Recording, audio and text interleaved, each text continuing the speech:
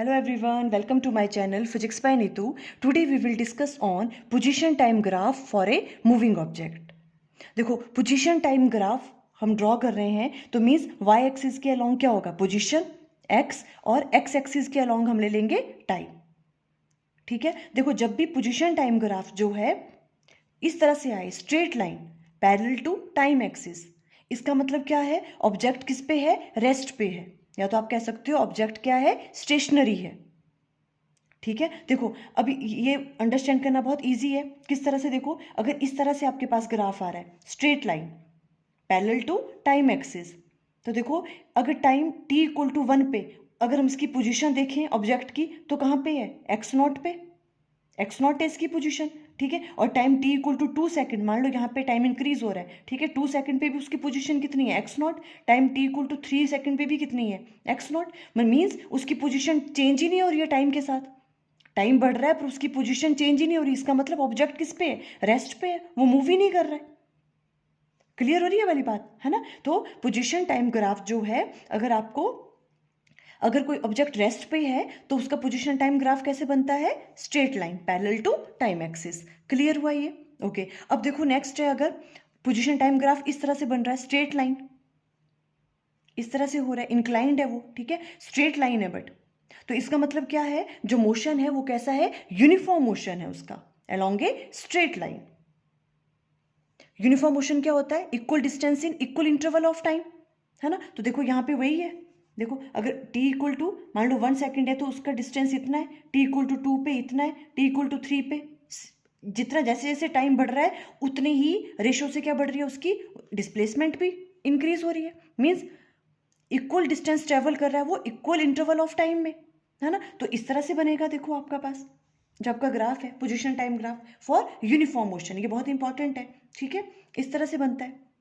अब देखो एक दो और भी हैं, आप ये भी देख सकते हो, मैं शॉर्ट क्वेश्चन में पूछ सकते हैं। मान लो पोजीशन टाइम ग्राफ इस तरह से बना हुआ है, तो इससे इसका क्या मतलब है, इसका मतलब क्या है, देखो यहाँ पे अगर इस तरह से हम देखें तो टाइम इंक्रीज हो रहा है तो क्या हो रही है, जो आपके पास पोजीशन है उसकी वैल्यू क्या हो रही है, कम हो रही है ना। मीन्स वेलोसिटी क्या हो रही होगी, यहाँ पे कम हो रही है वेलोसिटी, स्लोली स्लोली। और एक टाइम आएगा जब ऑब्जेक्ट किस पे आ जाएगा, देखो मान लो जब टाइम की वैल्यू ये होगी, वहां पे पोजीशन जो आपके पास जो बॉडी है वो रेस्ट पे आ जाएगी, है ना। तो इसका मतलब क्या है, देखो अगर इस तरह का ग्राफ है, इसका मतलब क्या है, ऑब्जेक्ट कैसे मूव कर रहा है, कांस्टेंट नेगेटिव वेलोसिटी से, बिकॉज वेलोसिटी क्या हो रही है उसकी, कम हो रही है टाइम के साथ। देखो जैसे जैसे टाइम बढ़ रहा है वैसे वैसे उसका उसका जो आप डिस्टेंस है, जो उसकी पोजीशन है वो भी क्या हो रही है, कम हो रही है ना। तो ये इस तरह से आप बता सकते हो।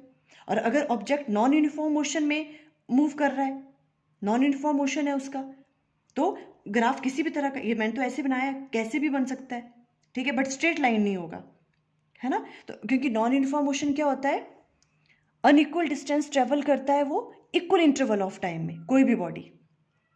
तो देखो यहाँ पे जैसे मान लो t इक्वल टू 1 सेकेंड पे ये वाली पोजीशन थी, और t इक्वल टू 2 सेकेंड पे उसकी पोजीशन यहाँ पे हो गई, तो देखो ये इतना सा डिस्टेंस है, ये इतनी सी डिस्टेंस वो ट्रेवल कर रहा है, और यहाँ पे कितना कर रहा है, देखो इतना सारा, है ना। तो means equal interval of time में क्या हो रहा है, अनइक्वल डिस्टेंस ट्रेवल कर रहा है वो, तो इसका मतलब कि नॉन यूनिफॉर्म मोशन है ना। उसके लिए इस तरह से बनेगा पोजीशन टाइम ग्राफ।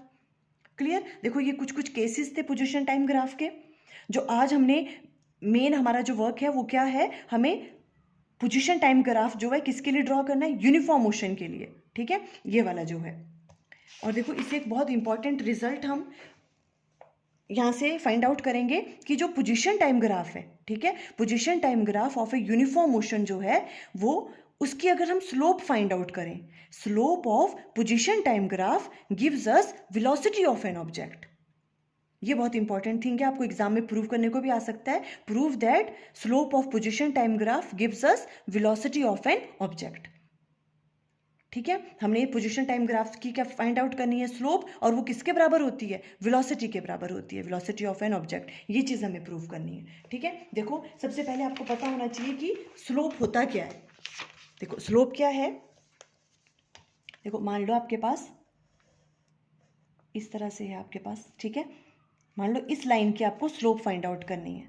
ठीक है, ये वाई एक्सिस है, ये एक्स है। ठीक है, मान लो ये वाला डिस्टेंस, ये वाला देखो, ये वाला डिस्टेंस हम मान रहे हैं ये y है, और इसकी तरफ ये वाला डिस्टेंस मान लो ये x है, ठीक है।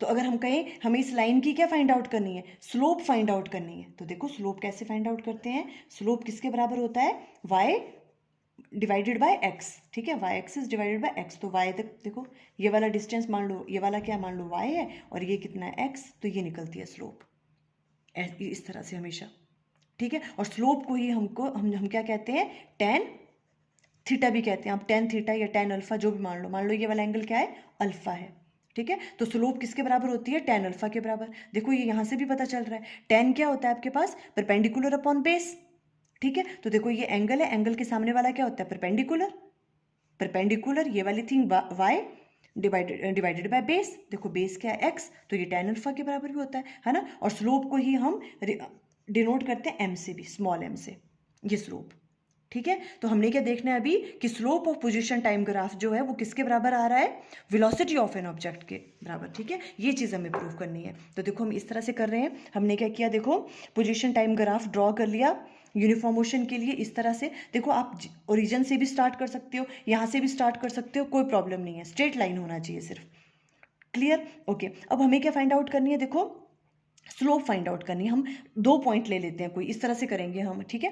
देखो 2 पॉइंट ले लेते हैं इस लाइन पे, C एंड D, ठीक है। हम क्या करेंगे, इसकी हमने स्लोप फाइंड आउट करनी है, ठीक है। वेलोसिटी फाइंड आउट करेंगे, आप दोनों चीज़ें कर सकते हो। अगर आप पहले वेलोसिटी फाइंड आउट कर लो तो वेलोसिटी किसके बराबर आनी चाहिए, slope of position time graph के। अगर आप स्लोप फाइंड आउट करते हो तो वो किसके बराबर आनी चाहिए, वेलोसिटी ऑफ एन ऑब्जेक्ट के, क्लियर। तो हमने पहले 2 पॉइंट ले लिए, एक C ले लिया, एक D ले लिया। अब इसको यहाँ पे ज्वाइन कर लिया, यहाँ पे मीन्स T1, ये वाला कौन सा हो गया, जब वो यहाँ पर था तो कितना टाइम था T1, और जब वो D पोजीशन पे था तो टाइम कितना था T2, ठीक है। और ये देखो इसकी पोजीशन के लिए करना है तो यहाँ पे ड्रॉ कर लिया हमने, x1 पोजीशन थी जब वो C पॉइंट पे था, ठीक है। और जब वो D वाली पोजीशन पे था तो उसकी पोजीशन कितनी है, ये x2 पोजीशन ले लेंगे, ये x1 हो गया, ये x2 हो गया, ठीक है। y एक्सिस के अलॉन्ग क्या ले रहे हैं हम, पोजीशन, और x एक्सिस के अलॉन्ग हम क्या ले रहे हैं, टाइम। यहाँ तक बात क्लियर हुई, ओके। अब देखो हमने वही चीज़ें राइट डाउन की है, देखो the position of an object at the instant, जब टाइम t इक्वल टू 0 था तो उसकी पोजीशन कितनी थी, x0, और time t equal to t1 हो गया, ठीक है, तो उसकी पोजीशन कितनी है, x1, और t2 पे उसकी पोजीशन कितनी है, x2, सिंपल, क्लियर, ओके। अब देखो हमें क्या फाइंड आउट करना है, देखो हमें तो ये वाला डिस्टेंस फाइंड आउट करना है, देखो ये वाला जो है, ये वाला और ये वाला, बिकॉज हम क्या फाइंड आउट कर रहे हैं, हम किससे डील कर रहे हैं, C और D पॉइंट से, ठीक है। तो यहाँ पर देखो अगर हमें T2 माइनस T1 अगर हम कर दें, T2 ये वाला डिस्टेंस माइनस T1 कर दें तो ये वाली चीज़ आ जाएगी, है ना। तो देखो T2 minus T1 equal to किसके बराबर होगा, देखो, है ना, O ये वाली चीज़ जो है, ठीक है, O D1 minus O C1, ये वाली चीज़ आ गई। और ये किसके बराबर है आपके पास, देखो अब देखो ये C1 D1 ये किसके बराबर होगा, देखो ये CE के बराबर है ना। C1 D1 किसके बराबर है, C के बराबर, ये सेम है ना, हम ले सकते हैं इसको। वैसे ही अगर हमें x2 minus x1 find out करना, देखो x2 माइनस x1 तो वो किसके बराबर होगा, O D2 माइनस OC2 के बराबर होगा, है ना। और वो किसके बराबर है, देखो ये वाली चीज ED के बराबर है वो, है ना। ये वाला डिस्टेंस अगर हमें देखना है, देखो तो ये किसके बराबर है, x2 माइनस x1, ये किसके बराबर है, DE के बराबर, क्लियर, ओके। अब अगर आपको यहाँ से वेलोसिटी फाइंड आउट करनी है तो वेलोसिटी ऑफ एन ऑब्जेक्ट क्या होता है, डिस्प्लेसमेंट डिवाइडेड बाय टाइम, है ना। तो डिस्प्लेसमेंट कितनी हो रही है, देखो x2 minus x1 divided by T2 minus T1, ऐसी वेलोसिटी निकलेगी, ठीक है। और देखो अगर ध्यान से तो ये किसके बराबर है, हमने अभी देखा, देखो x2 माइनस x1 किसके बराबर है, ED के बराबर, x2 माइनस x1 ये किसके बराबर है, ED के बराबर, हम ऐसे राइट डाउन कर सकते हैं इसको। और T2 माइनस T1 किसके बराबर है, T2 माइनस T1 ये किसके बराबर है आपके पास, CE के बराबर, राइट डाउन कर सकते हैं इसको हम, ठीक है। और ये चीज तो क्या है, देखो अब आप ध्यान से देखो तो ED डिवाइडेड बाय CE, देखो अगर ये एंगल अल्फा है अगर, ठीक है, तो टेन अल्फा क्या होता है, परपेंडिकुलर अपॉन बेस, देखो ये परपेंडिकुलर है, ED और बेस क्या आपके पास C, तो ये तो tan अल्फा हो गया, और tan अल्फा किसके बराबर होता है? स्लोप के बराबर, है ना। तो जो आपने वेलोसिटी फाइंड आउट की तो वो किसके बराबर आ गई? Slope of position time graph. ये तो प्रूव हो गया, है ना। हमने क्या किया, देखो हमने पोजीशन टाइम ग्राफ ड्रॉ किया यूनिफॉर्म मोशन के लिए, हमने 2 पॉइंट्स ले लिए उस पर, ठीक है। फिर हमने इस तरह से इसको ज्वाइन कर लिया, ठीक। अब हमने क्या किया, यहाँ से हमने वेलोसिटी की वैल्यू फाइंड आउट की। वेलोसिटी क्या होती है? Displacement divided by time, means x2 minus x1, ये वाली जो डिस्प्लेसमेंट है, और टाइम पीरियड ये वाला हो गया t2 माइनस t1, ठीक है। तो हमने क्या कहा कि जो x2 माइनस x1 है, ये वाला जो डिस्टेंस है ये इसके बराबर है ना, सेम है ना, देखो ये वाला। और t2 minus t1, t2 minus t1 ये वाला रह गया, ये किसके बराबर है? CE के बराबर। तो वो किसके बराबर आ गया? ये वाला आपके पास ED डिवाइडेड बाय CE के बराबर। अगर ये एंगल अल्फा है तो देखो ये किसके बराबर है? तो स्लोप होगी इसकी, परपेंडिकुलर अपॉन बेस। तो वेलोसिटी किसके बराबर होगी? Slope of position time graph. आप इस तरह से प्रूव करोगे अगर एग्जाम में आ जाता है, ठीक है। बहुत इंपॉर्टेंट रिजल्ट है।